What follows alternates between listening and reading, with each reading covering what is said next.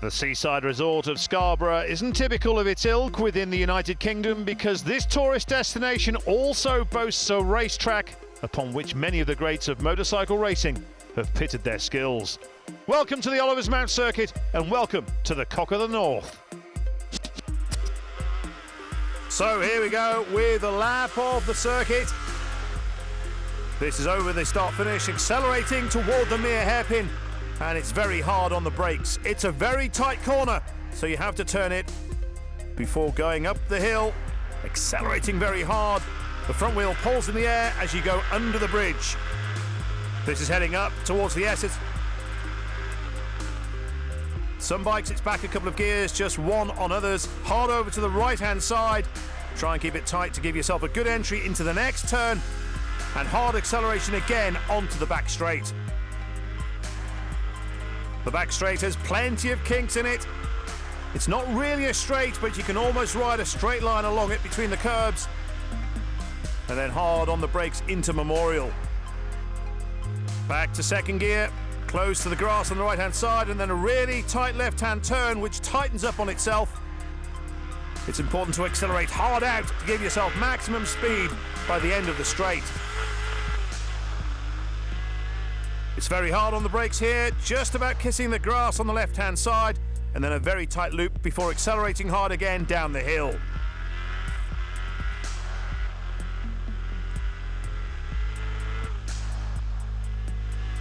Braking hard again. It's downhill, so the momentum carries you into the corner. Another 180-degree turn, and again important to accelerate fast out of it and prepare for the jumps. This is the jump, it's sixth gear, and you either get airborne or your front wheel lifts high off the ground. There's another one. And then hard on the brakes again for Farm Bends. It's a downhill entry, and you have to lose speed. It's very tight as you go back over the top. Watch for the camber change. Some people have high-sided out of that corner, so it's very difficult to get right. Accelerate hard, and it's back over the start finish, and that's a lap of Olivers Mount. Yet again, there's a strong contingent of good riders competing here this weekend. Arguably no one knows this circuit better than Dean Harrison, who's back riding with Kawasaki this year. He's hoping the weather will hold out. We're a bit damp this morning, but the sun's come out now to join us. Hopefully it stays like this the rest of the weekend, to be honest, because it were a bit greasy this morning, which is not my favourite conditions. Not blessed with good weather. It's been a bit rough with the weather, really. We're due a bit of decent weather for these meetings, to be fair. Even all the fans come out and people love it, don't they? So have a dig at it and have a go around and see where we end up. Another rider who knows Olivers Mount well is James Cowton. He recently had a big crash at the Isle of Man TT, but doesn't seem that worse for wear for it.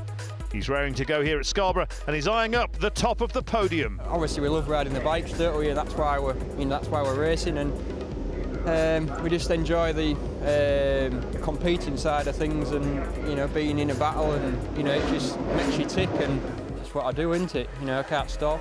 Just if I out road racing, I've still have something to do with bikes. It's something that has been in Dad's done, and I carry it on, and we love doing. And whether it's on road, off road, we just keep going, and to be on the podium and finish within what I think is a respectable place. That's what keeps me going, really. I've asked people before who have been sort of maybe where I am, a bit further up, and said, nowadays they're running further down, and what keeps them going, and such as Lockery, he's been doing it for years and years and just keeps going and going, doesn't he? And obviously, he still has some good finishes, but it's just, at the moment, it's the finishing well that keeps me going, and that obviously part of the enjoyment. It's the second day of racing at the Cock of the North, and the first race on the card here at Scarborough is the Junior A race. 8 laps of the Olivers Mount Circuit coming up. The riders taking up their positions. Let's see how the grid will form up. It's Daly Matheson in pole position. Joining him on the front row are fellow Scarborough regulars Mick Goodings and Dean Harrison. Row 2 is Barry Evans, Tom Whedon and James Cowton. Conditions are dry, we're waiting for the signal to go. And the short mad dash to the first hairpin at Mayer, and then the climb out of it as Daley Matheson spurts his way into the lead. It looks like Dean Harrison just tucks in behind in second place. It's Matheson showing them the way and weaving the Suzuki about. Cowton is up into third from row 2, so he's gained and will look to gain more places if he can. They're all 600 bikes, with the exception of the 675 Triumphs and MVs. We ride with James Cowton on the Radcliffe Butchers Honda, approaching the top of the circuit. Matheson trying to make a break for it. He sits up again, and I wonder whether he's not quite got the settings right on that bike, or am I reading too much into that? It's another impressive number of bikes here at Scarborough.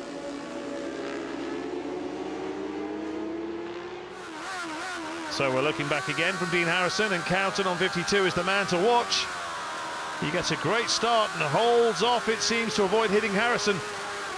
It really is a super start from him, but not so Mick Goodings on bike 10. Well, the other riders on row 2, that's Barry Evans and Tom Whedon, but Cowton super quick off the line.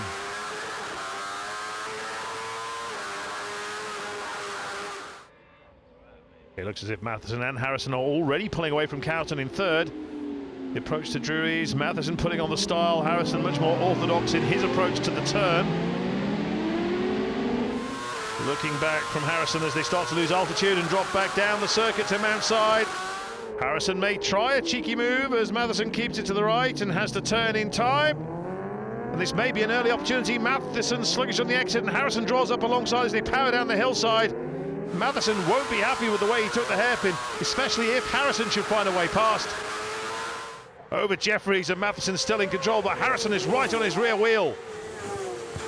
Into Farm Bend, no passing through here. But you have to be on it to get the power out when you go back onto the straight. Coming up to complete lap 1, Matheson still making shapes on his Suzuki. Harrison with his wheels planted firmly on the ground. It's developing into a proper two-way fight, and we're only on the second lap. Dean Harrison came back from the Isle of Man with podiums aplenty to his name, so he's right back in top form. And obviously enjoying his racing.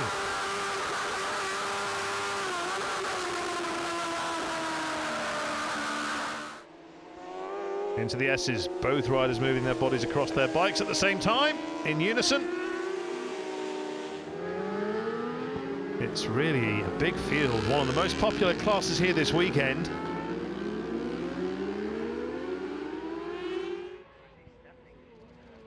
Matheson blipping the throttle as he slows the Drury's hairpin. Looks like a bit of chatter at the front. Back under the trees as they exit Drury's.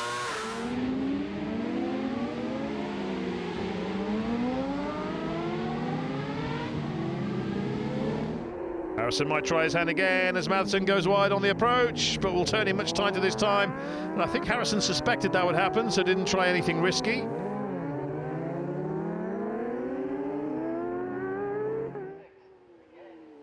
Matheson still keeping Harrison at a distance. James Cowton still in third with Mick Goodings fourth. And Tom Whedon on the Triumph in fifth. In sixth place is Barry Evans. Well, Harrison's had time to think about where his best possible option of a move on Matheson might be. Matheson again moving the Suzuki about a lot more than Harrison does with his Kawasaki.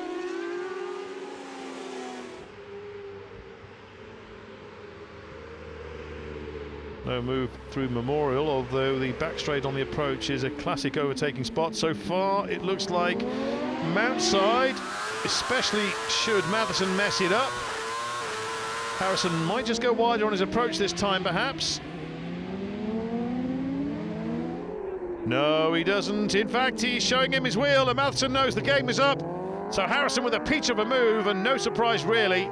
He's looked very smooth over these opening 3 laps, and while Matheson is sticking with him, it will take something special to find a way past, I'd imagine.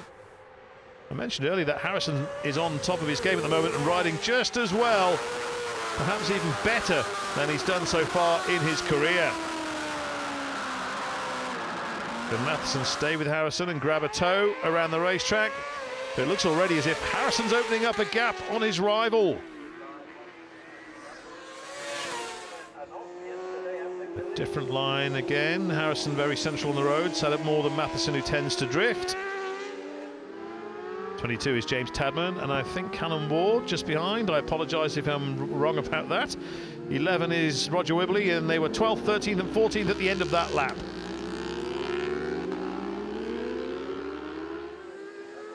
This is Mark Goodings, I should say. He's currently in 7th position on the leaderboard. Harrison clearly in control. Nice to see him wearing Ian Bell leathers. A lovely tribute to the sidecar racer who recently lost his life at the Isle of Man TT and was a great favourite here at Scarborough. Dean, of course, rode for the Ian Bell team just a few years ago, so the tragedy felt very much by this talented rider. Captain Whedon still squabbling over 3rd place. Over Jeffries, and it's Tadman with, I believe, Gaz Evans close behind.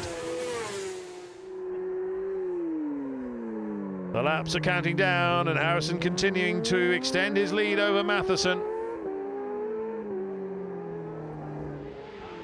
Into Drury's comes Barry Evans, still holding 6th place, and in 7th is Scarborough stalwart Mark Goodings.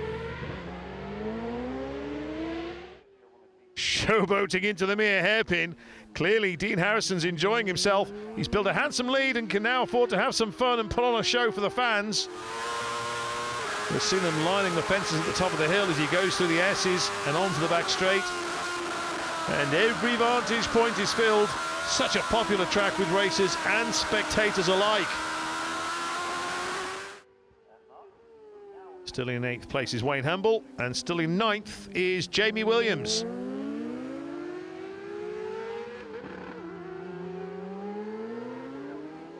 Whedon's gained on Cowton. He may be looking for a move on the back straight. On the last lap, we have a change of positions for 8th, with Williams now ahead of Humble, who hasn't got many opportunities left if he wants to reclaim it. Whedon has indeed passed Cowton and has got his trusty Triumph up into 3rd. Here comes Harrison to take the checkered flag. It's another victory for him at Oliver's Mount. He's stacking them up, and they won't have come much more dominant than this one.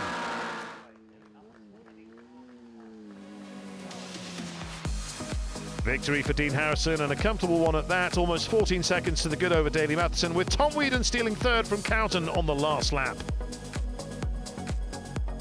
Yes, yeah, no, with the Kawasaki, we jumped straight back on, and I felt comfortable straight away with the bike. It just felt like an old pair of slippers we'd put back on, and just sort of got straight back into the rhythm as quick as we could, really. And all the Silicon lads are working mint as usual, as they have done all year, to be fair. So no, it's just, I'm happy riding my bike, so we're going fast at the minute. Coming up next, it's the turn of the sidecars.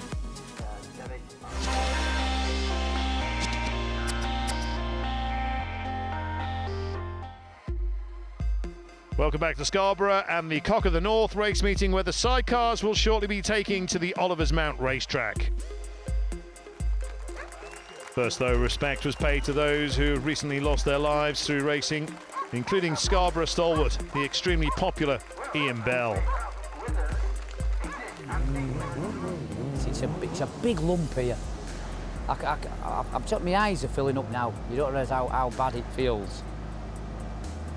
And he would have jawed it, and a lot of time I couldn't understand the word he said. Do you know what I mean? But it was his smile and the few occasions I'd beat him, he was the first person to say to me, "Well done." And when he said "well done" to me, it was better than winning a race. Two racing, there's highs and very highs. I've been lucky to have the highs, but there's very, very lows. And I think in the Isle of Man this year, that was the low, but the highs were Dean Rostrom, after Rostrom, Ian coming down to see us and saying well done to Dean, having a giggle, and that's racing really. I think any high risk sport, that's the way you treat it, you know what I mean?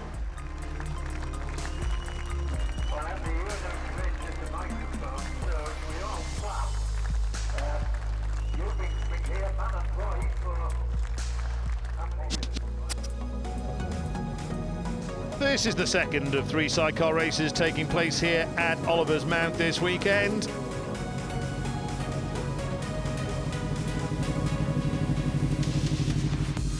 This is how the sidecars line up, with Steve and Matty Ramsden in pole position. Alongside them on the front is Dave Wallace and Harry Payne, with Conrad Harrison and Lee Patterson on row 2. It's not the widest of racetracks, and the lack of width is really highlighted when the sidecars are blasting around it. And it's the Ramsdens who get a demon start. They'll lead the pack into the Mere Hairpin for the first time. Just behind in second is Dave Wallace and Harry Payne. The unmistakable cross of St George fairing of Conrad Harrison and Lee Patterson in third. Then it's Dean Lindley, Rob Bell, Rod Bellis, Glenn Dawson. And just behind them, it's the man we're riding with, Lee Crawford, along with partner Sam Christie. They've both got a lot of work to do to get their outfit up through the pack. Into the S's, the Ramsdens looking to break away. So too Wallace and Payne, with Harrison and Patterson under pressure.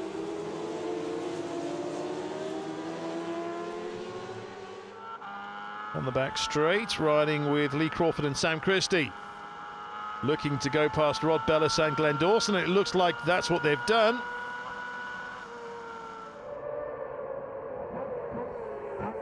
Into Mountside come the Ramsdens, second in yesterday's opening leg behind Wallace and Payne, who trail them on this occasion. 6 laps the distance to be covered.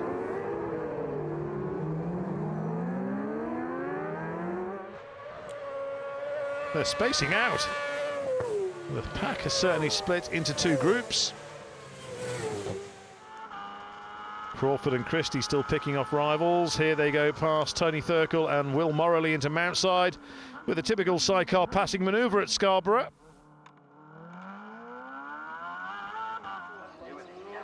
They start the next lap, and it's Ramsden with a healthy advantage at this early stage over Wallace.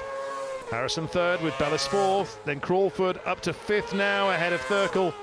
Then it's Nichols with Bellis dropping back to 8th. He must still have an issue. Dean Lindley and Rob Bell into the Mere Hairpin. They were 5th yesterday, so already improved on that performance as they hold 4th. The Ramsden setting the pace around through the S's, a popular spot for spectators when the sidecars come out, as they tend to clip the edge of the grass, as Rob Bell does there. Crawford and Christie still have a gap to plug in terms of those in front of them.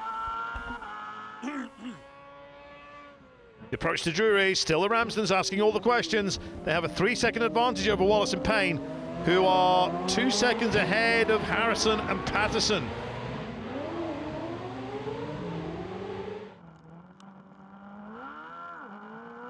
On board with Crawford and Christie once more, out of Drury's.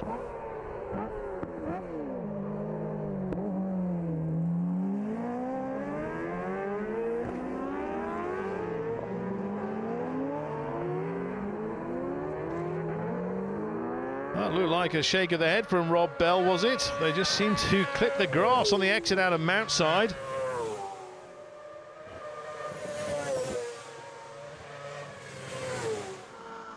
The gap between 4th and 5th is coming down. As we look at the race leader, Steve Ramsden, there's one gap that's increasing, and that's between Dave Wallace in 2nd place and Conrad Harrison in 3rd. And Lee Crawford taking it to the limit back in 5th. Conrad Harrison and Lee Patterson took a 3rd in the first leg, and that would appear to be no more than they'll get in this one.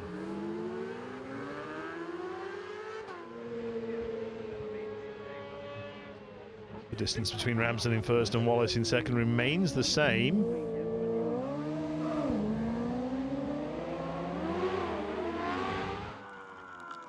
Lee Crawford may be 5th, but he and passenger Sam Christie have posted the 3rd fastest lap of the race so far, and that has helped them to draw up on the rear of Dean Lindley. Steve and Matty Ramsden are the only crew to post inside 1 minute 57 in this race so far.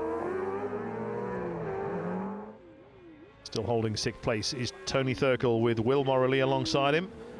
And still this squabble continues between Den Nichols and Ben Avison, and Rod Bellis and Glenn Dawson. It does appear that Steve Ramsden has pulled away slightly from Dave Wallace. Indeed, that is the case, but not by too much. In fact, Wallace half a second slower that time around than he was on his previous lap. Tony Thurkel has Will Morley alongside him this weekend. They are yet to lap inside 2 minutes 6, so they are down time-wise by some distance on the front runners. Not quite close enough into the Mere Hairpin. but Lee Crawford will be looking for good drive out. Oh, and he seems to be getting it! Oh, a bit too close, and a shake of the head from Crawford suggests Lindley wasn't aware of what almost happened just then. Well, wider track, and maybe the positions would be reversed right now. Lee Crawford certainly trying. He had an issue with the clutch on the warm-up lap, which needed readjusting, but he looks to be up to speed now.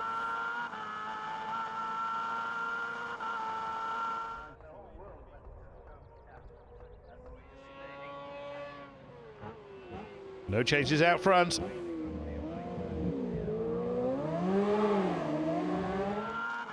Now I'd say Mountside is probably Lee Crawford's best opportunity of a pass on Dean Lindley.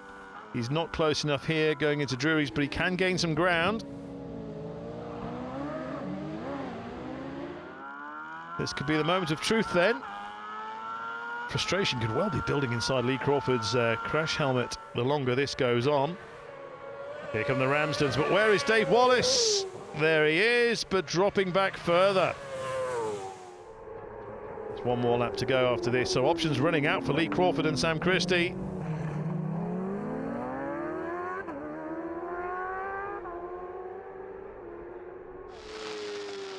Riding with the outfit in third place, Conrad Harrison and Lee Patterson as they come out of Farm Bends, and they will see the last lap flag. There it is. Now that doesn't sound good. That doesn't sound good at all. They're now coasting to what would appear to be retirement. In fact, they're going off the track and heading for the paddock. That means this is now a battle for third with Harrison out, and this could be it from Crawford. He'll look to push his nose in front of Lindley. That's exactly what he does. Can he turn and squeeze around in time? The answer appears to be yes. And having held off Lee Crawford, Dean Lindley will have to settle for fourth again, having just gone third and lost it in an instant. So we're coming up to complete the sixth and final lap.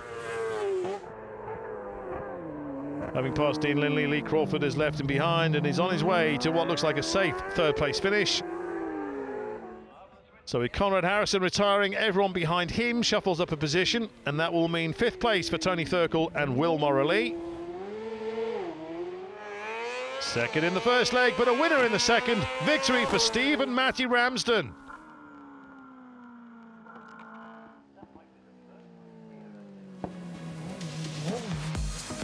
This is how it finishes, with Crawford and Christie comfortable in third behind Wallace and Payne, and the Ramsdens winning this one.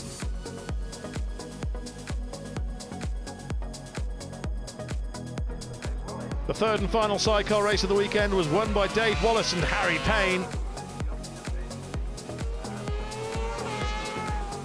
No place on the leaderboard for the Ramsdens, who pulled out on the warm-up lap, so the aggregate victory goes to Dave Wallace and Harry Payne.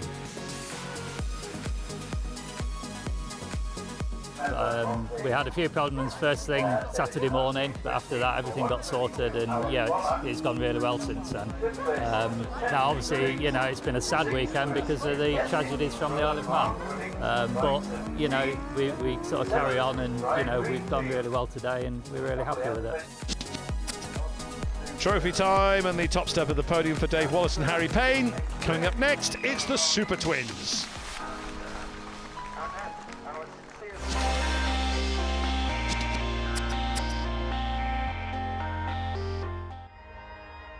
It's the Cock of the North at the Oliver's Mount racetrack in Scarborough. It's not just racing, there are also the parades for everyone to enjoy. The classes this weekend are classic racing bikes, plus the non-Italian European machines, and just so they're not excluded, there's also a category purely for the Italians. Plenty of machinery and the odd veteran rider as well. Ian Locker is competing once again. No one has won more races around Oliver's Mount, and he's in the ultra lightweight class. All the four-strokes now, they tend to be, if it breaks, then you put another engine in it and then get an engine builder to build it. You know, it's something you can't really work on yourself that much. You know, there's very few people can understand the four-stroke and have the time, you know, to be able to do it, you know, to be able to rebuild it. Same thing happened today, you'd have to just take the engine out and put it in. There's not enough time. With a two-stroke, you take it apart, you know, you put another piston in. Even this little bike, you know, the fairings and tanks and things come off because they're proper racing bikes, you know. This might be a four-stroke single-cylinder 250 four-stroke now, but even with this, you know, we haven't got time to take the cylinder head off, and do that. It's out, engine out, put another one in. But with two strokes, they were, a lot more sort of friendlier to be able to work on. It's the turn of the Super Twins to entertain us. Ivan Linton won the opening leg of this class ahead of James Cowton. They're both on the front row of the grid, along with Jamie Coward for this one. So here's how they line up with Cowton in pole position. Row 2 is Adam Child, who was 4th in race 1. He's joined by Tom Whedon and Brad Vickers.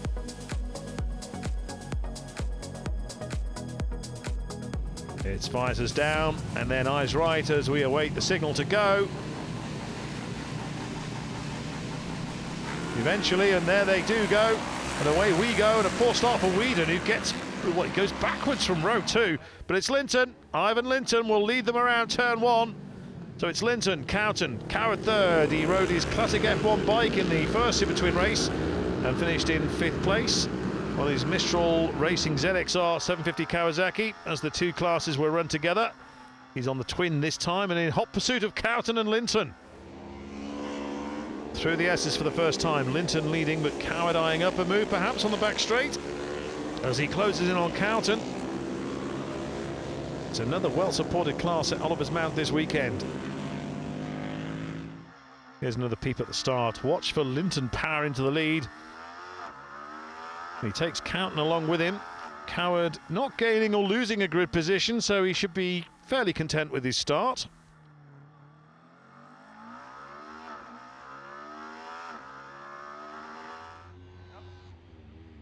Linton making a break for it already. A little bit of lift from the back wheel as he slows the bike for the turn at Drury's. Cowton also turning on the style, but he's got Jamie Coward closer to him than he'd like right now. He'd rather be trying to chase down Linton, but has to deal with Coward instead. Ivan Linton's becoming something of a dominant force in the Super Twin class, no matter what race meeting he's at nowadays. He's enjoyed success at the Isle of Man TT, the Northwest 200, the Ulster Grand Prix, and here at Scarborough. In fact, without checking the record books, he must be the only rider, along with Ryan Farquhar, to have won on a 650 twin in the 3 big major race meetings.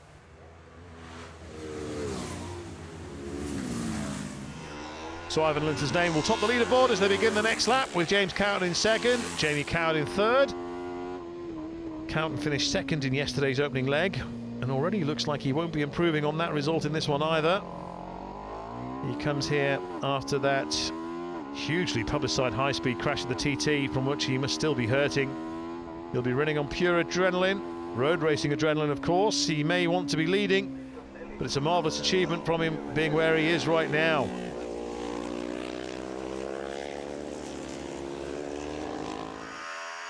Riding with Ivan Linton on the Run to Memorial. Memorial In and Memorial Out were renamed a couple of years ago after Ian Locker and Chris Palmer. A fitting tribute to two riders who've enjoyed much success here over the years. James Cowton on the Cowton Racing by Radcliffe Butcher's machine.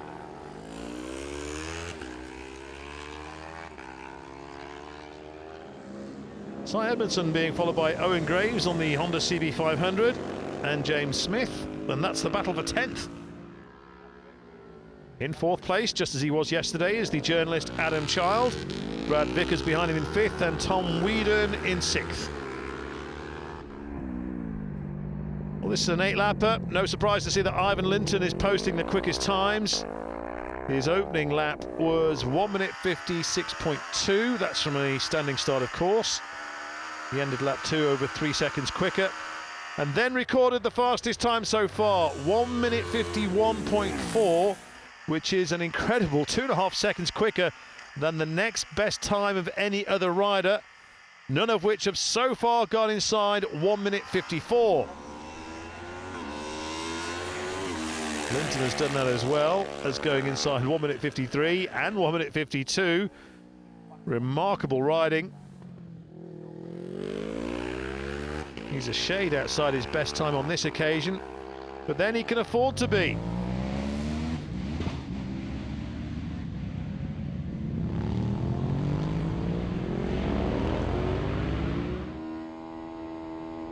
James Cowan's posting some consistent times. His quickest was on lap 2, but since then he's been half a second slower on each lap. That could just be a realisation he's not going to catch Linton, so therefore just settle for a safe and sensible second place.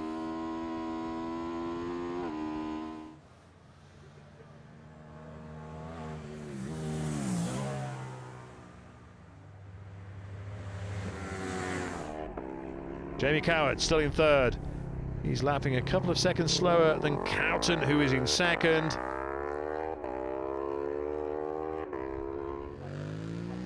Cy Edmondson in 10th place. And in 11th is Owen Graves on the CB500, which looks to have more top-end power than bottom. And James Smith may just nip past as they go up Sheens. Into Mountside is Julian Tillotson. He's held 8th place since the end of lap 1, and it looks as if that's where he'll finish this one. Ivan Linton still on his own. His times continue to hover around 1:53, 1:54, so he's backed it off a little, but then he can afford to, of course.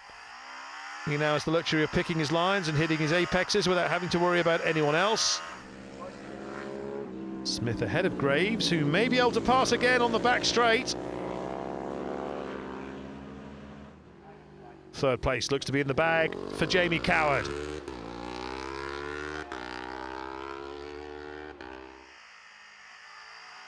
Through Memorial goes Ivan Linton.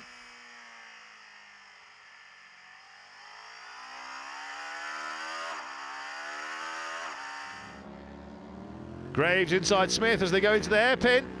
They may swap positions again as they go back up the hill, but that's been a good little dice and plenty for those two to talk about at the end of this race. Adam Child looks as if he will replicate yesterday's 4th place result in this class.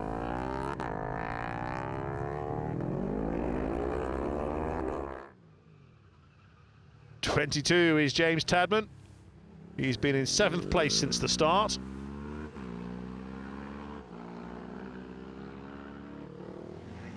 Here comes Ivan Linton to take the checker flag. It's another win for him at Oliver's Mount. He is racking them up at a fair rate. Plenty of applause, and rightly so. This is how they finish, with Vickers pipping Whedon for 5th. Child in 4th, with Cowton in 2nd ahead of Coward. And who else but Ivan Linton, number 1 at Scarborough again. Me, Little 650 is my baby, really. I ride it well everywhere. We've been successful at the TT in the Northwest, and to bring it back to Scarborough in dry conditions this time instead of wet and get the win, it just proves how good the bike is, how good the team built the bike, and how well I go on it, really. Next up, it's the big one. It's the Cock of the North race.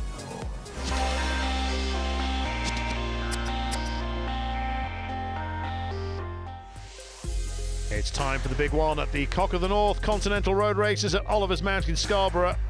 Dean Harrison is favourite for honours as he looks to defend the title he won last year, but he's got some stiff opposition looking to depose him. Men such as Ivan Linton. We're on a high, the bikes are going well, the team's all happy, I'm happy, and then you come here and it's sunny, and that brings out the best in everyone as well, doesn't it? We need to progress on a big bike as well. We had 10th in the senior in the Isle of Man, so I'm getting there with it. Just if we can translate that to a good result round here and hopefully be chasing Dean about, win him if we're lucky, then more than happy. Daley Matheson's another rider who knows his way around Oliver's Mount very well. He's been competing on this racetrack for a number of years now. However, he feels he still has to go that little bit faster to defeat the likes of Linton and Harrison. I'm starting to get quicker in the dry, and I know there's a few places where I need to sort of just pick up the pace in the dry. I can do 1 or 2 quick laps with your likes of Dean and Ivan, but they just seem to be able to do that lap time every lap, and I just sort of tail off a little bit as the race goes on. But we're learning all the time, and I've made a few changes, and I'm starting to make changes now, whereas before I just used to sort of think, well, just leave it in case we make it worse. But now we're starting to brave it and go that little bit extra. The Cock of the North race meeting was first held back in 1955, and the winner of the Feature 500 final, the equivalent of this race, was none other than the great John Surtees. Since then, the list of winners reads like a who's who, not just of motorcycle road racing. Charlie Williams, Mick Grant, Phil McCallan, John McGuinness, Ian Hutchinson and Guy Martin, to name just a few.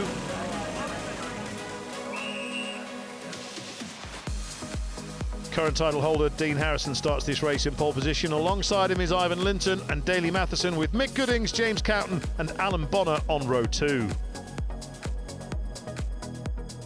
They await the signal to go. 8 laps lie ahead, of which the first will be underway, and there it is. It's a belting start from Dean Harrison, but a stuttering one from Ivan Linton.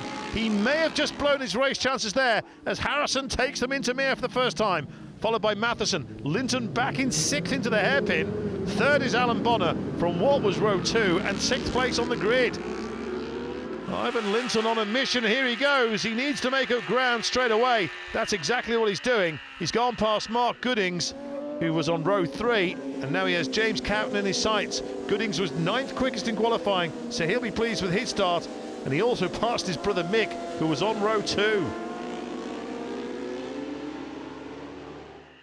This is Ivan Linton bogging it down from the start, almost as if he had to pull the clutch in as he's in too high a gear. And from there he's swallowed up. Goodings flies in on the outside to move momentarily into 5th.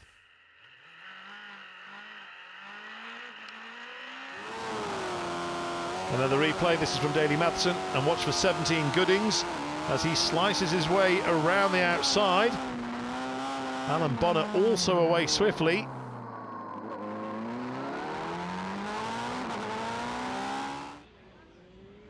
Harrison and Matheson breaking away, but here comes Linton just sliding into 3rd ahead of Bonner. Cowton is 5th with Goodings 6th. Well, Linton has passed 3 riders already on the opening half of this lap. That would have been easier than trying to catch the 2 men up ahead, though. Harrison into Mount Side. He's pulling away from Matheson, who's dropping back to Linton. It looks like Linton will be coming in even bigger figure in this picture before too long. The big bikes at Jeffries are always spectacular, and bonus points for Matheson, although really there's no such thing, but maybe there should be. Now, where has Mark Goodings gone? He was among the leaders, but not anymore. Here they come to complete lap 1, and it's Linton with an advantage of 1.5 seconds over Matheson, who in turn is half a second ahead of Linton. Then it's Bonner, who's a further second back in 4th. Then it's Cowton, Mick Goodings, Greenfield, Whedon, Evans and Humble in 10th. As you watch, Ivan Linton look to pass Daley Matheson.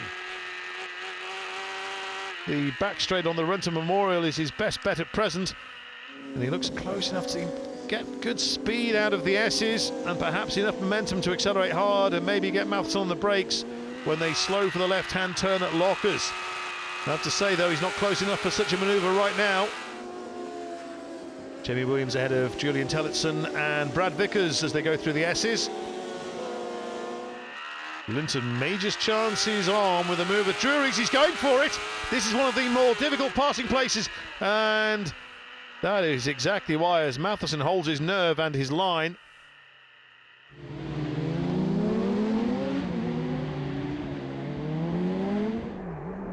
Dean Harrison looking very quick, and he's building what looks to be an unassailable lead, even at this early stage in the race. Linton, meanwhile, is still behind Matheson, and the Mere hairpin is his best bet for a pass, I'd say. Matheson was the most out of shape at Jeffries on the opening lap. And this is some lead that Harrison has built, and we're not even at quarter distance. Linton has to get maximum power without high-siding on the exit of Farm Bends. Here they go. That's the newest part of the course. So they're coming up to start lap 3, and already Dean Harrison has a lead of 5 seconds over these two. Now, will Harrison throw the dice into the hairpin? Or Linton, I should say. He does. And he gets a double 6 and moves into 2nd place. 72, Gaz Evans in trouble. No marks on the bike, so could be mechanical. Here's the Linton pass on Matheson again, and it's all about managing the brakes.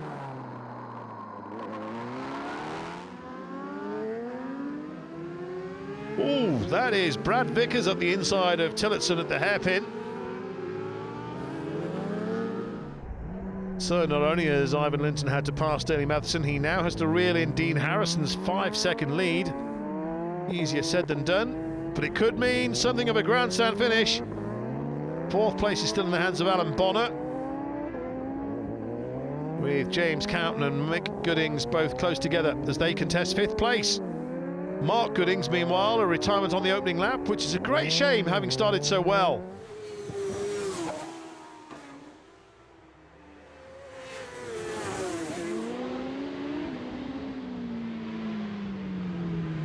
Coughton still has his shadow as he tips into Drury's.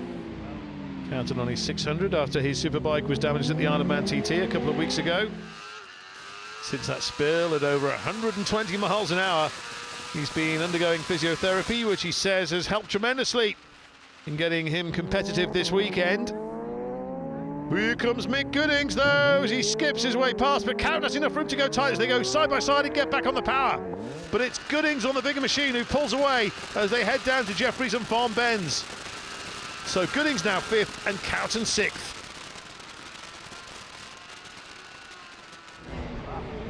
Well, 600 machines into view. Jamie Coward is on bike 36. He's in 8th place, just ahead of Brad Vickers.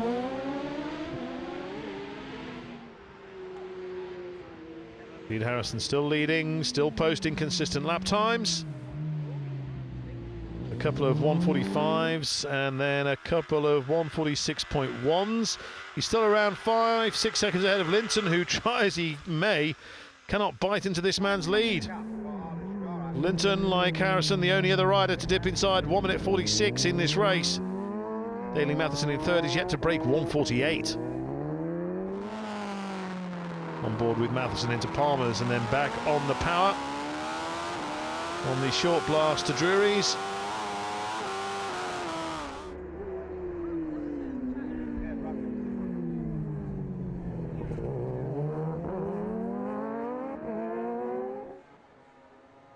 Well, Goodings is pulling away from Coughton. Not surprising, really. Fastest lap of the race for Dean Harrison, by the way. He's done a 1 minute 45.5, so he's clearly enjoying himself. Across the line, still in 3rd place, Daley Matheson. He said before this one he wasn't quite on the pace of Harrison or Linton, and that is proving to be the case.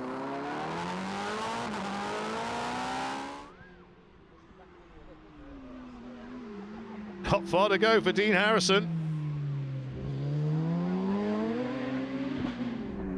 Howard looks to have 8th place in the bag, with Vickers in 9th.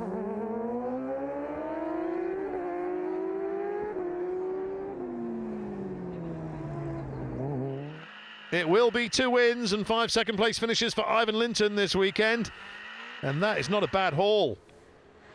Harrison through Jeffries for the final time, and he's made it look a doddle. Linton would certainly have made more of a fight of it had he not had that bad start, but he's still pushing.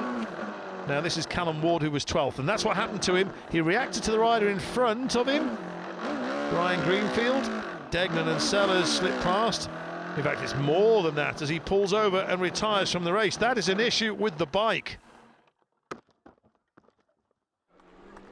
So once again, Dean Harrison is the cock of the north. He wins at Oliver's Mount. Ivan Linton will finish in 2nd place and thinking what might have been had he not had that poor start. A very solid 4th place for Alan Bonner, with Daley Matheson on the rostrum in 3rd. Ivan Linton 8 seconds down on the race winner, Dean Harrison. The bike's never missed a beat, to be honest. It's been absolutely faultless all year. So's the ZX6, they've been absolutely spot on. I don't know, it must be a Kawasaki Lynx. Every time we seem to get back on, but we seem to do really well. So I don't know, but I do enjoy Scarra as well. To be fair, I won the Gold Cup last year on a different bike, so it's one of them. You take the rough with the smooth sometimes and just get the head down when needs be. Former world champion Phil Reed handing out the prizes as we say farewell from the Cock of the North.